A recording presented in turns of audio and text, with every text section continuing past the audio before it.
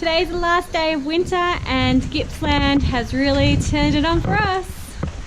We need the rain, so that's awesome, but it means that we have to do inside chores instead of outside chores because it's just going to get too wet. It's going to get heavier than this, I believe, so we'll just do something that needs to be done inside. So today we're building feed boxes for all the grains that we bought. We bought 3 lots of tonne bags, 1 for oats, peas and corn, and that's what we use to feed all our animals. So we ferment it before we feed them. It's just easier on their digestion, and it makes the grains go a little bit further as well. So it's twofold. But we just need somewhere to store it because it comes in these bags. They're kind of like a plasticky canvas bag. They're very strong because they lift up the entire weight of the grains, but it means that rats could chew their way through it. So these are the bags. Rats could chew through it, they can get wet and they can go moldy. So we just want to make sure that they're protected. So we're going to make these big bins made out of wood. That way they can stay dry and they can be vermin proof because no one wants rats in their food. So that's today's project. We're going to be building it inside one of these sheds. So hopefully the lighting will be alright for you guys. I'll play around with the camera. But I'll show you how we're going to build it. So this is where they're going to be, along this wall. That way we can just lift it up and pull out what we need. So we'll fill up our buckets. We've got big 60 litre buckets which we fill up with grains, and then we put them in smaller 20 litre buckets to ferment them. So yeah, that's today's project.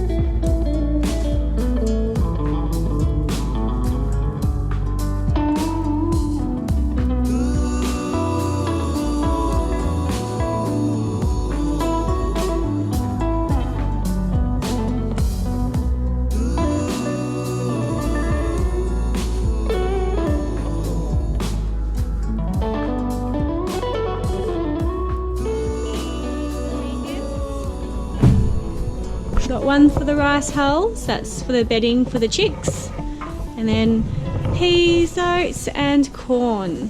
It will have a lid on it, so we've still got to put the lid on it. That will lift up on a hinge, and we can just go in and access it and fill up our big 60-litre buckets, and then we can fill up our smaller buckets to ferment as well. So it's just a great storage solution for the big tonne bags that we get when we buy our grain in bulk.